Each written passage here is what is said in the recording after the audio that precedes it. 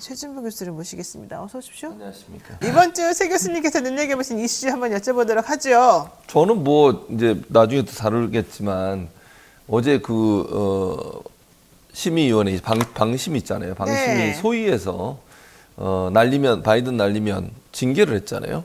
그 내용이 정말 충격적이었어요. MBC만 보죠. 아니 같은 내용을 보도했는데 MBC만 갔다가 이유가 뭔지 아세요? 사과 안 했다고. 아니 그게 무슨 사과? 아 그러니까요. 그 이유가 그거예요. 그러니까 왜 다른 언론사 뭐 TV조선도 있고 다른 언론사 다 같이 보도했잖아요. 네. 근데 MBC만 중징계를 했어요. 법정 제재를. 그러면서 이유로 된 게 추후에 사과 방송을 안 했대. 그게 이유예요. 아니 근데 사과를 하려면 뭐 이게 틀렸다라는 게 확인이 좀 돼야 되는 거 아니겠습니까? 그러니까 안 되잖아요. 자기들도 뭐라고 얘기했는지를 모른다는데 말도 안 하고 법원에서도 확실히 뭐라고 얘기했는지 모른다잖아요. 근데 네. 그걸 가지고 징계를 해요. 법정 제재를. 그러니까요. 게다가 지금 사실은 법원 판결이 1심만 나온 거지 네. 이게 확정된 것도 아니에요. 그러니까요. 그런데 그걸 이유로 들어가지고 징계를 한다고요? 그것도, 그러니까 아까도 말씀드렸지만, 이게 MBC만 있던 게 아니에요. 종편도 다 들어있어요. 여기 JTBC, 뭐 TV조선, 채널A, MBN까지. 그리고 뭐 다른 방송사들도 있거든요. 근데 왜 MBC만 중징계를 하냐고요. 왜 그럴까요? 왜 그럴까요? 눈에 가시. 왜 눈에 타겟. 가시가 됐을까요? MBC 가 아주 그냥 도대체? 타겟. 자기들 비판한다고 그런 거죠. 이런 식으로 하는 것이 과연 공정한가? 이래가지고 언론들이 어떻게 제대로 보도를 하고 비판을 할 수 있겠습니까? 언론의 그러니까요. 사명을 완전히 무력화시키는 언론 탄압이에요, 진짜 이거는. 근데 아무도 이걸 같은 다른 언론사들은 경쟁사라서 그런가요? 아무도 이런 걸 지적을 안 하고 얘기를 안 합니다. 무서워서 그런 것 같아. 왜 무서워요? 뭐가? 방송심의위원회가? 또 걸릴까봐. 또 이제 선방. 징계받을까봐. 아. 자기들이. 그러니까 이런 식으로 그러니까 정권에 비판적인 보도를 하거나 대통령에 대해서 뭐 비판적인 보도를 하는 언론사들을 다 이렇게 심의를 하고 심의해가지고 그거로 벌점을 주고 그래가지고 재승인에 불이익 받게 하고 이게 언론 탄압인 게요. 다른 게 언론 탄압이 아니고 아니 정권은요. 특히 정부 기관들은 언론이 본인들을 비판한 내용 가지고 심의를 하면 안 되는 거예요. 기본적으로. 네. 정말로 없는 사실을 했다고 하면 그건 문제가 되지. 명백하게 이거는 사실이 없는 얘기를 하면 문제지만 바이든 날리면 발언한 게 있고 네. 녹화된 게 있잖아요, 지금. 그걸 어떻게 들었느냐의 차이의 문제인 것이지. 그걸 가지고 심의를 해요? 그럼 언론사들이 문제가 있다고 생각하는 거, 의혹이 있다고 생각하는 녹취록 이런 거 받아가지고 어떻게 보도할 수 있겠어요? 그래도 방송심의위원회에서 하는 말은 확실하지 않으면 하지 말아라. 내지는 확실하지도 않은데 왜 바이든으로 니네가 유도를 했느냐 이거 뭔 아니에요? 유도를 해요? 그렇게 들리니까 얘기한 거지. 노영희 변호사는 그 유도한 거예요? 그렇게 안 들려요? 아니 나 진짜 국민들이 대부분의 사람들이 이렇게 들린다잖아요. 아니 네. 그러면 그렇게 보도할 수 있는 거지. 아니면 추후에 그러면 해명을 하면 뭐 정부의 해명은 이렇지만 국민들은 이렇게 들렸다든지 아니면 우리는 그렇게 들었다든지 얘기할 수 있는 거 아니에요? 네. 아니 그게 정확한 단어도 아니고 뭐 그렇다고 대통령이 직접 본인이 나서가지고 어떤 말을 했다는 얘기도 하지도 않고 있고 그리고 법원에서도 명확하게 전문가가 분석해 봤는데 무슨 얘기인지 모르겠다 그러고 그러면 A나 B나 둘 중에 하나로 들릴 수 있는 거잖아요. 네. 그걸 보도한 게 그게 큰 잘못이에요? 그 보도하지 말라고요? 아니 그러면요 어떤 사안에 대해서 의심이 들고 의혹이 있음에도 불구하고 보도를 못해요. 그럼 완벽하게 이게 클리어하지 않으면 네. 그러면 언론이 뭔 역할을 한다는 거예요. 그러면 그냥 언론은 가만히 있다가 법원에서 판결 나오면 그거 그대로 보도하고요. 언론은 가만히 있다가 의혹이 있어도 그냥 수사기관에 다 수사할 때까지 기다렸다 보도해야 돼요. 그게 무슨 언론입니까? 그렇게 되면요. 만약에 정권이 경찰이나 검찰을 쥐고 있다고 생각해 보세요. 수사가 제대로 되겠어요? 그럼 수사 안 하는 건 아예 의혹도 보도 못해. 그러면 언론의 역할이 원래 수사기관보다 먼저 나서서 의혹이 있는 걸 파헤치고 보도하고 그걸 이슈화해서 그것이 수사에 이르도록 만들게 하는 거예요. 네. 그게 언론의 역할인 거예요. 그 역할 자체를 완전히 무시하는 거예요. 이거는 언론이 무슨 홍보 수단이에요? 언론이 홍보 수단으로 전락되고 있죠. 그러니까. 특히 정권에. 아유 진짜 예. 어처구니가 없어. 자, 왕자 어린이께서 또 참 마음이 착하시고 따뜻한 분이구나 이걸 느낍니다. 왜요? 최진봉 교수님은 사회생활 정말 잘하고 있습니다. 감사합니다. 참네요. 잘하고 있습니다. 네, 술 정말- 안 먹어도 잘합니다. 정말 마음 걱정하지 착하고 마세요. 따뜻한 분들이 무슨 많습니다. 말씀이세요? 술 안 먹는다고 무조건 잘하는 건 아니죠. 잘합니다. 제가 정말 비하인드가 많지만 여기서 차마 밝힐 수가 없어서 말을 못합니다. 잘합니다. 걱정하지 마십시오. 요즘 2023 아시안컵 준결승 전날에 손흥민 선수와 이강인 선수가 충돌했다는 내용을 다룬 기사가 쏟아졌습니다. 그런데 이게 이제 본질을 자꾸 벗어나서 인신 공격하는 용어로 지금 사용되고 있다는 거, 특히 본질과 무관한 기사들이 쏟아지고 있다는 거. 이게 지금 문제인 것 같아요. 지금 네. 화면 보시면 하루에 1000건 이강인의 과몰입한 언론 문제 있습니다. 이강인 얘기를 엄청나게 많이 하면서 또 조선일보에서 손흥민이 멱살 잡자 이강인 주먹질. 요르단전 전날에 무슨 일이 있었느냐. 매일경제는 주먹으로 다진 치킨이냐. 5억선 알았지. 이강인 광고의 곤욕. 하여튼 이런 얘기가 계속 나오면서 어쨌든 일방적으로 이강인 선수를 좀 매도하는 내용이 좀 많이 나오고요. 머니투데이 이강인 막내라 좋아 형들이 다 해줘. 하극상 논란 뭐 이런 얘기. 뭐 막내가 감 너무 편해. 뭐 어쩌고 저쩌고. 하여튼 별별 얘기들이 지금 다 나오고 있거든요. 네. 이거 어떻게 보세요? 그러니까 이게 뭐가 문제냐면 자극적인 단어나 자극적인 어떤 제목을 달아가지고 사람들의 관심을 끌려는 시도라고 보여요. 그러니까 이게 문제라는 거예요. 그러니까 언론이 어떤 사안을 보도할 수 있죠. 예를 들면 뭐 팀 내 갈등이 있는 거 분명한 것 같아요. 그러나 정말 주먹질이 있었는지 멱살이 이거는 명확하게 지금 밝혀지질 않고 있어요. 양쪽 의견이 다르니까요. 이강인 측에서는 그렇게 하지 않았다고 얘기하고 있고, 근데 뭐 본질이 뭐든 중요한 건 뭡니까? 갈등이 중요한 거예요. 근데 이걸 주먹질, 멱살잡이, 뭐 치킨이냐, 곤욕이나 이런 표현을 쓰는 것은요 불필요하게 자극적으로 기사를 쓰는 거예요. 이렇게 쓸 필요는 없잖아요. 네. 팀 내 갈등이 있었고 양측에서 이런 주장들이 있다. 이렇게 해서 기사를 뽑으면 되는 거예요. 제목을 이 팀 내 갈등 때문에 축구팀의 뭐 역량이 떨어졌다든지 아니면 제대로 경기를 뛰지 못했다든지 그 정도는 쓸 수 있겠잖아요. 근데 굳이 이렇게 멱살 잡자 이강인이 주먹질을 했고 전날 무슨 일이 있었냐, 무슨 뭐라 그래, 삼류 소설도 아니고 이런 식으로 기사를 쓰면 안 되는 거 아닙니까? 이렇게 기자들이 기사를 쓰고 언론사들이 기사를 쓰는 이유가 뭐겠어요? 클릭. 돈. 오로지 돈에 매몰듯이 이러는 거예요. 그러니까 어떤 본질의 부분, 예를 들어서 어떤 기사의 본질적인 부분에 대해 접근해서 그걸 정말 뭐라고 그래야 되죠? 특별히 무슨 자극적이지 않게, 뭐 이걸 무미건조하다는 표현은 좀 너무 담백하게 좋은 단어네. 좋은 단어야. 담백하게 쓰는 게 중요해요. 오히려 더 좋죠. 빨리 얘기하다 보니까 생각이 좀 늦게 오잖아. 담백하게 쓰는 게 맞는 거지. 이런 식으로 자극적으로 쓰는 것은요, 이건 불필요하게 너무 본질을 벗어나서 사람들이 불필요한 어떤 상상을 하게 만드는 요소로 작용하는 거예요. 이게 맞습니다. 결국은 어떤 사람에 대한 부정적 이미지를 만들어낼 수도 있기 때문에 기사는 이런 식으로 쓰면 안 되는 거예요. 근데 솔직히 저는 그 축구 선수들이 세상에 요르단전 그 4강 그 중요한 경기를 앞두고 이렇게 싸웠다는 것 자체가 그렇죠. 너무너무 진짜 부끄럽고 화가 그렇죠. 많이 맞아요. 나는데 그걸 지적을 사실 해야지. 그게 본질인데 맞아요. 아, 정말 근데 뭐 언론이 이랬던 게 하루 이틀이 아니에요. 아무리 그러니까. 최진무 교수님이 얘기를 하셔도 절대 안 듣네요. 말대로. 안 들어요. 아휴, 진짜. 네, 속상하신가 보네요. 속상하죠. 내가 아무리 얘기해도 말을 안 들으니까. 그러니까 이게 지금 고 이성균 씨 관련 보도에서도 경찰이 비슷하죠. 이성균 씨 혐의도 입증되지 않은 상황에서 받아쓰기 보도, 사생활 폭로, 그것과 정말 본질적이지 않은 사생활 폭로 이런 것들 때문에 고인의 명예를 훼손했고 그리고 또 경찰에서 뭐 이 사건에 대한 내용을 뭐 공개를 했네 안 했네 이런 얘기 시끄럽고 정말 보도윤리가 땅에 떨어진 거 아니냐 이런 얘기 나올 수밖에 없단 말이죠. 당연하죠. 이게 사실 신문윤리위원회가, 왜냐하면 언론에 대해서는 가능한 한 정부기관이나 아니면 정부에서 운영하는 어떤 조직들이 관여하면 안 되기 때문에 자율심의에 맡겨놔요. 그래서 신문윤리위원회라고 하는 것이 이제 자율적으로 운영되고 있는데, 거기서도 이번 고 이성균 씨 관련된 보도에서 47건에 대해 보도윤리 위반으로 주의 징계를 내렸어요.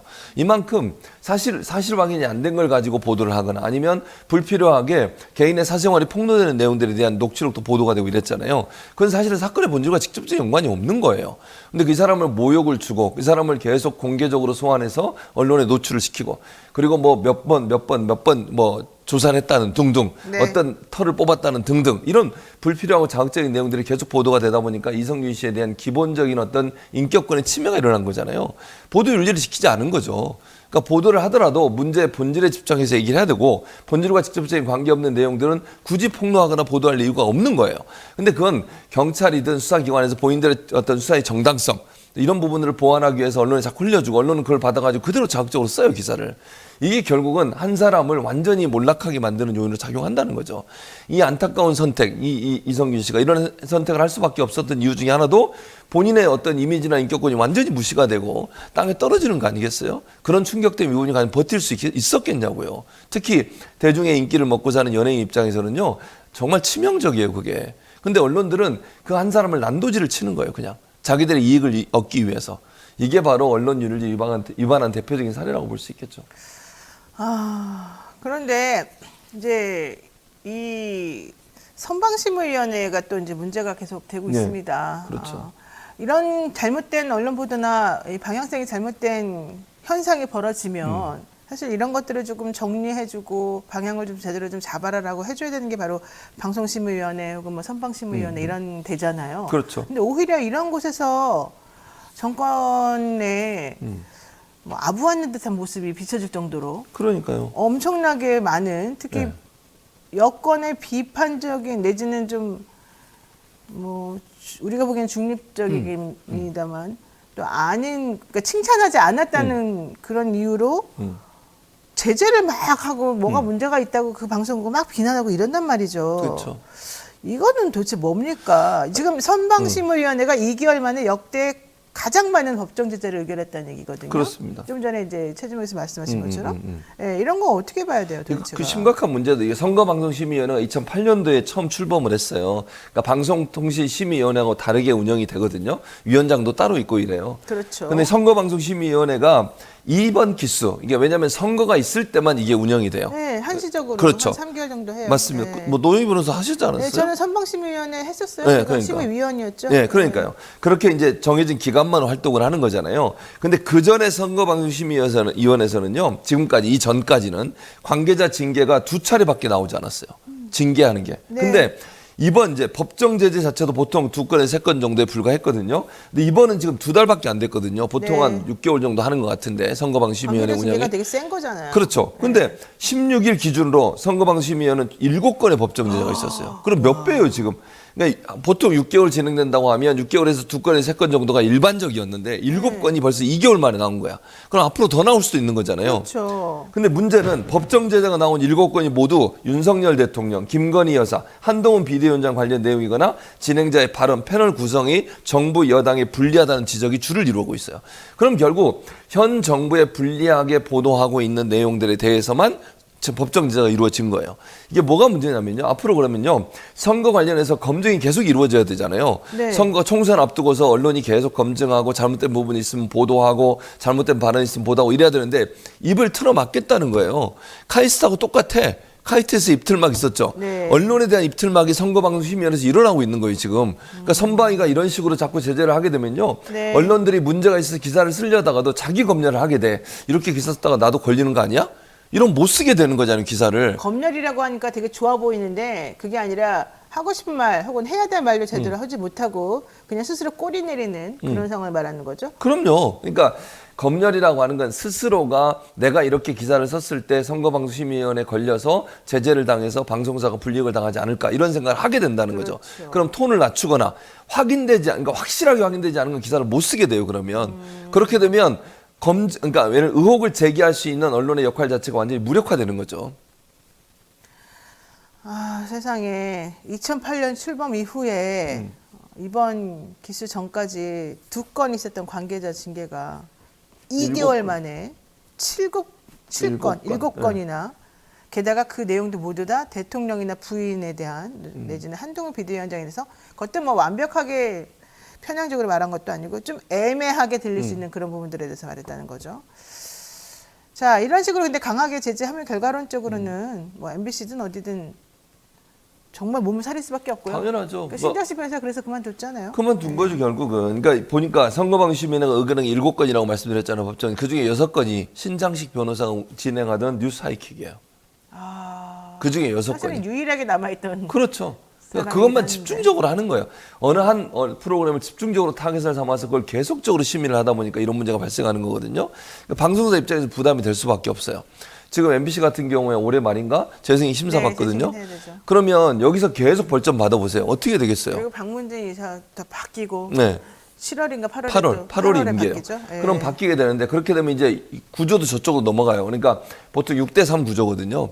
그러니까 지금은 아직까지는 문재인 정부 때 그 구성된 박무진이기 때문에 현 야권이 좀 더 많은 숫자를 갖고 있지만 나중에 이제 바뀌게 되면 숫자가 수적으로 더 많아져요. 그럼 사장 임명도 그쪽에서 하게 돼요. 그렇죠. 그런 문제가 발생하게 되는데 이렇게 되면 이러니 MBC 입장에서는 더 몸을 사릴 수밖에 없는 거예요. 왜냐하면 징계를 계속 받아가지고 만약 벌점이 많아지면 감점의 숫자가 늘어나게 되고 그렇게 되면 재승인 과정에서 엄청난 불이익을 당하게 돼요. 뭐 개인적으로 저는 생각해서 뭐 재승인 안 하기까지는 안 하겠지만 엄청난 다양한 형태의 뭐 조건들을 달 거예요. 그러니까 재승인을 조건부 재승인을 하게 되는 거거든요. 그러니까 TV조선 예전에 이제 문재인 정부 때 TV조선이나 뭐 채널A나 이런 데가 조건부 재승인 받으면서 여러 가지 받았는데 예를 들면 여러 가지 조건들을 달아가지고 방송이나 운영하는데 상당히 큰 어떤 뭐랄까요 제재를 가하는 그런 일들을 네. 벌어날 수 있는 거죠. 아니 근데 저는 좀 특이했던 게 이 선방심의위원회가 이상한 게 TV조선 추천위원이라는 사람이 있더라고요. 네, 맞아요. 이게 원래 야권, 그러니까 방송계 추천 목소리 원래 방송 관련 협회 네, 이런 데서 방송협회. 네, 나와야 맞아요. 되잖아요. 네, 그렇죠. 근데 어떻게 특정한 종편인 TV조선 추천 당사자, 게다가 TV조선은 그동안에 계속 문제가 있었다라고 얘기되어 왔던 방송국이기도 한데 네. 어떻게 특정한 언론사에 추천을 받은 사람이 딱 버젓이 방송심의위원회 위원으로 나올 수가 있는 거죠? 그럼 이건 문제죠. 왜냐면 이건 고양이에게 생선을 맡긴 꼴이에요. 그러니까 이해가 안 가서 솔직히. 무슨 말이냐면 자 심의를 받아야 할 대상이 TV조선도 포함되잖아요. 그럼요. 근데 거기에 있는 출신을 그러니까 TV조선에서 위원 추천을 처리해달라는 사항까지 보냈음에도 불구하고 TV조선에서 추천한 사람이 들어왔어요. 어떻게 그럴 수가 있냐고. 그러니까 그러면 안 되는 거죠. 그러니까 이건 공정성을 담보할 수 없는 행태예요.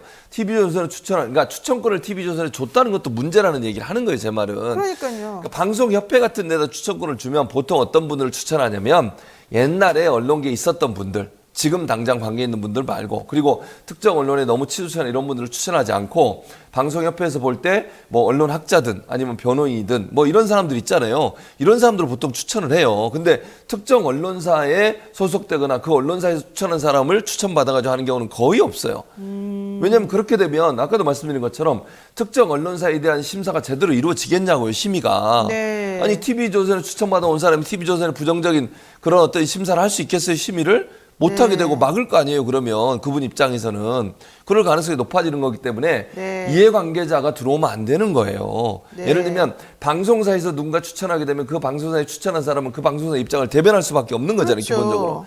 그렇기 때문에 방송사에 추천하는 추천권을 주면 안 돼요. 근데 왜 TV조선에 추천권을 줘서 TV조선에서 위원을 추천하게 만드냐는 거예요. 네. 그거 자체가 이 선거방송심의위원회가 편파적으로 운영될 수밖에 없는 구조를 갖게 되는 이유가 됐다고 볼 수밖에 없어요. 아니 근데 선방심의위원회 그러니까 야권 추천 방통심의위원이 들어가야 되잖아요. 3명 정도 들어가죠. 근데 왜 제대로 안 돼 있어요? 그러니까 그게 안 되고 있어요, 지금. 왜? 왜냐하면 위원장이 마음대로 하는 거예요, 지금.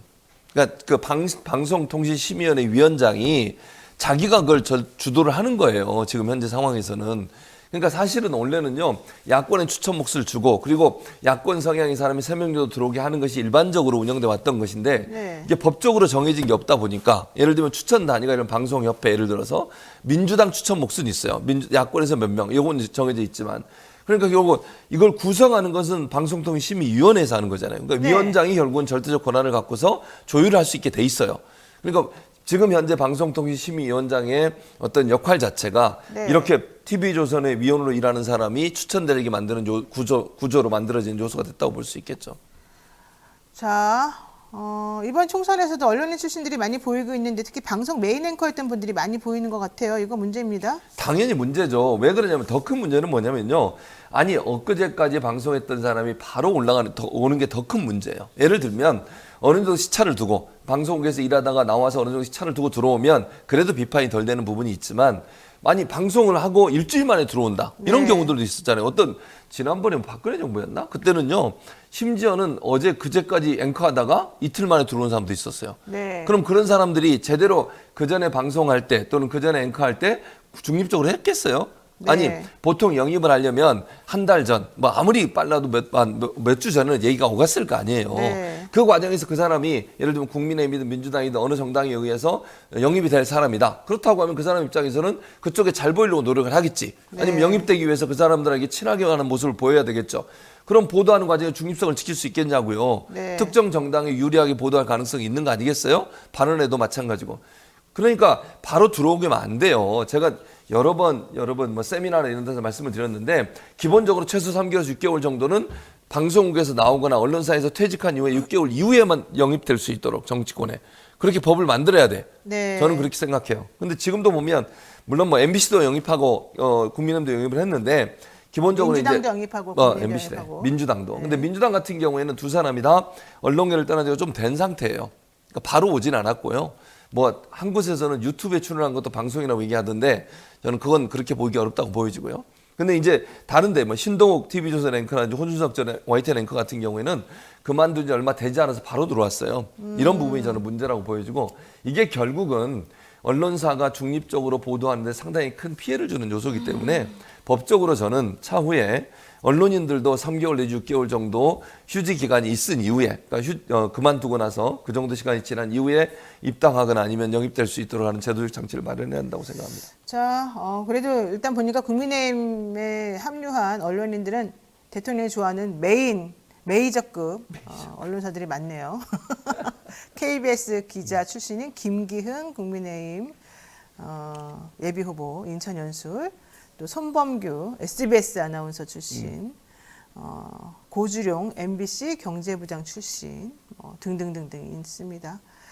호준석 YTN 앵커도 있죠. 네, 진양해 KBS 아나운서 출신도 있고. 자, 언론인들이 정치권으로 갈 때 어쨌든 필요한 그 휴직이 정말 중요한 것 같은데 왜 안 지켜지는지 뭐 어쩔 수 없네요.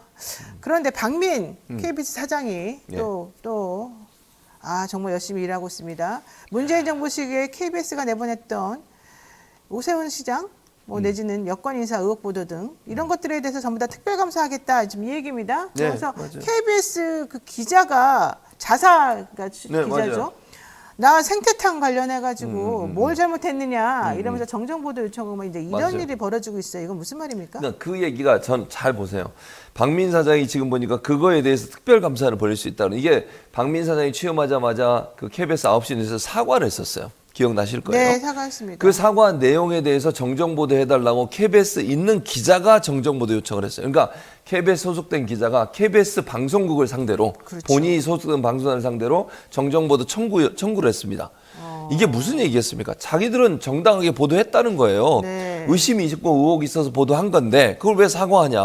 아니 특별히 그 의심을 풀 만한 다른 어떤 내용이 발견되지 않았고 나오지 않았는데 그걸 가지고 네. 사과하는 것 자체가 본인들이 보도한 내용들이 잘못됐다는 걸 인정하는 꼴이 되잖아요. 네. 그걸 받아들일 수 없다는 거예요.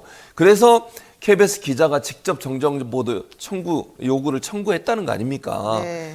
그러면 실제 취재했던 분들 입장에서는 이건 문제 없는 보도라는 거잖아요. 근데 그 사람들의 의견을 듣지도 않고 박민 사장이라는 사람은 9시 뉴스에 사과하도록 만들고 또 하나 특별 감사를 벌리겠대요. 네. 아니 뭘 감사하겠다는 거죠? 아니 그러면 기자들이 취재해서 직접 보도한 내용에 대해서 문제가 있다고 본인은 생각해서 그걸 네. 감사해가지고 그 사람들 징계하겠다는 겁니까? 본인이 취재했어요?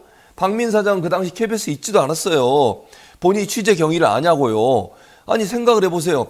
취재를 하는 사람이 제일 잘 알 거 아니에요. 네네. 본인이 취재했고 본인이 인터뷰도 하고 사람들을 만나서 여러 가지 내용들을 정리해서 기사를 썼을 텐데 그 사람 의견을 듣지도 않고 나중에 온 사람이 그것도 문화일보라는 다른 신문사에 있던 사람이 와가지고 그때 KBS 기사가 잘못됐다고 얘기하는 게 말이 됩니까 이게? 네. 아니 그 사실관계를 파악하려면 가장 먼저 누구를 만나야 돼요? 취재한 사람을 만나야지. 그 사람이 정말 제대로 취재했는지 취재 내용이 사실인지 아닌지 그걸 확인해야 되는데 그 사람들은 지금 사과가 잘못됐다고 정정보도를 요구하고 있는 상황에서 박민 사장은 그 사람들에 대한 징계는 아니지 특별 감사를 하겠다고 그래요. 어느 쪽이 말이 맞겠습니까 여러분? 상식적으로 생각해서. 자, 근데 좀 너무 오버한다, 너무 좀 이상하다 이런 얘기가 안 나올 수가 없는 상황이죠. 사실은 그래서 이게 벌써 무슨 옛날 것까지 끄집어내가지고 자꾸 문제가 있다 이러면서 그 부분에 대해서 뭐 혼내주려고 그러는 건가? 그러니까 이렇게 느껴지거든요. 그러니까 제가 볼 때는요, 네. 이 생태땅 관련한 문제는 오세훈 지금 시장이죠. 시장 관련된 여러 의혹 보도에 대해서 네. 그게 잘못됐다는 걸 이렇게 만들어내려고 하는 것 같아요. 저는 그렇게 생각해요. 물론 그때 의혹이 완벽하게 해결되지 않았어요. 해소되지 않았고 의혹은 제기됐지만 여러 논란만 있고 끝나버렸잖아요. 그 선거는 끝나버렸고 그 다음부터는 보도를 안 해요. 그러다 보니까 우리는 몰라요, 사실관계를. 그렇죠. 실은. 네. 그러니까 저는 오세훈 시장에 대해서 그 당시에 의혹이 보도된 내용이 사실인지 아닌지는 더 밝혀볼 수 있겠지만 네. 기본적으로 그게 잘못됐다고 자기들이 먼저 사과하는 것도 저는 문제라고 생각해. 그럼 의혹이 완전히 풀렸나요? 그건 아니잖아요. 그렇죠. 그러니까 주장만 있는 거잖아. 근데 네. 왜 사장은 그러면 실제적으로 조사를 해보든지 아니면 더 취재를 해보든지 이래가지고 문제가 있다면 문제 있는 부분을 사과할 수는 있겠지만 기자들이 반발하고 있는데 왜 사장이 나선 건 아니지만 사장이 지시에 의해서 했다고밖에 볼 수 없는 거잖아요. KBS 9시 뉴스에서 왜 사과를 하냐고요, 그러면. 네. 사실관계 확인이 안 됐잖아요, 아직은. 명확하게 증명이 안 된 상태예요. 그런 상태에서 왜 KBS가 나서서 기자들의 반발이 있음에도 불구하고 사과 방송을 하느냐는 거죠. 저는 그게 문제라고 생각해요. 그러면 KBS가 이런 행동을 하는 것은 그 당시 언론들이 다 잘못 보도했다는 것을 증명하기 위한 생각이라는 그런 판단밖에 안 들어요. 네. 근데 아까도 말씀드렸지만요. 그러면 오세훈 시장에 대한 의혹 보도가 완전히 명확하게 다 클리어하게 정리가 됐냐? 그렇지 않았다는 거예요. 더 취재가 진행돼야 된다고 저는 보고요. 네. 그 당시에 있었던 일이 서로 간의 쌍방에 다른 의견이 있지만 어느 한쪽 의견이 맞다고 하는 걸 어느 누구도 증명이 되지 않았어요, 지금까지. 그런 상황에서 잘못됐다고 보도를 선제적으로 하는 것 자체가 저는 문제라고 보는 것이고요. 네. 이거는요, 일선에서 뛰는 기자들의 자존심을 엄청나게 상하게 하는 행동이에요. 그 사람들이 취재한 내용을 완전히 부인해버리는 거잖아요. 그 사람들은 아니라고 하는데 왜 사장이 네. 아니면 또 간부들이 나서서 이런 행동을 하는지는 도저히 이해를 못하겠습니다. 자, 어쨌든 박민 사장 또 감사 동의도 없이 감사실 주요 보직자 인사도 단행하면서 인사권은 나한테 있으니까 괜찮다 이런 또. 아니 이거요. 네. 사장이 인사권이 있다고 하는데 지금 감사뿐만 아니라 다른 보직관 보도국장이나 아니면 제작본부장인가요? 그 관계는 제가 알기로는 그 회사원들, 노조원들의 동의를 받도록 돼 있어요. 몇 퍼센트, 50% 이상의 동의가 없으면 임명을 못하도록 돼 있는데 그 임명 동의제를 완전히 무력화시켰거든요. 네. 그것도 저는 문제라고 생각해요. 그게 물론 법은 아니지만요. 노사 간의 맺어는 계약이에요, 계약. 그것도 법에 준하도록 지켜야 되는 거 아닙니까? 네. 노사 간의 맺어는 계약은? 변호사님 어떻게 생각하세요? 당연히 그렇죠. 근데 거기에 있는 규약을 완전히 무시한 거예요. 그럼 이것도 사실은 잘못된 행동 아닙니까? 왜 그런 규약을 만들어 놨겠어요? 사장이 일방적으로 보도 담당자나 제작 담당자를 임명하지 못하도록 만드는 견제장치로 만들어 놓은 거예요. 왜냐하면 공정한 방송을 하기 위해서는 사장이 일방적인 어떤 권한 사용 이런 부분들을 제한할 필요가 있거든요. 알겠습니다. 그래서 만들어 놓은데 그걸 완전히 무력화시키는 행동이기 때문에 네. 감사 같은 경우도 사실은 이렇게 일방적으로 본인이 원하는 사람을 임명하게 되면 감사가 제대로 이루어지겠습니까? 공정하게? 그러니까 특별감사도 그래서 하는 거 아니에요? 그 사람들을 네. 앉혀놓고 네. 자기가 원하는 방향으로 감사를 하겠다는 의지라고밖에 안 보인다는 거죠. 자, KBS는 또 뭐 4.16 세월호 참사 10주기를 맞이해서 하려고 했던 다큐멘터리도 무산시키고 또 근데 천안함 또 이 피해자들 관련해서도 사실은 같이 다큐 또 만들려고 했던 것도 있었었는데 그것도 이제 지금 못하겠다는 건데요. 이런 식으로 자꾸 문제를 야기하는 모습을 좀 보이니까 박민 사장 그만둬야 된다 이런 목소리 높습니다. 당연히 그만둬야죠. 당연히 근데 그만둬야 돼. 그만두겠냐고요. 이게 대통령이 임명권이 있어요. 물론 추천은 이사회에서 합니다. 지금도 이사회도 거의 이제 저쪽으로 넘어가서, 그러니까 지금의 여당이 더 많은 숫자를 차지하고 있기 때문에 거기서 뭐 해임할 가능성이, 원래는 해임을 하려면 이사회에서 해임을 해서 대통령이 그걸 해임을 해야 되거든요. 임명권을 갖고 있기 때문에. 근데 그럴 가능성이 전혀 없어요. 지금 볼 때는 대통령 입장에서 일 잘한다고 생각하지 않을까요? 이런 정도로 얘기하면. 그럴 것 같습니다. 그리고 알겠습니다. 세월호 참사 이거 관련한 다큐멘터리는요. 그전 사장부터 승인받아서 쭉 진행돼 왔던 거예요. 그 담당 제작진의 말에 따르면 거의 한 80% 정도 제작이 완성됐다고 그래요. 후반 작업 남아있는 네. 상태지만 그런 상태에서 그만두라뇨. 이걸 나중에 방송하라뇨. 그리고 더 웃긴 게 뭔지 아세요?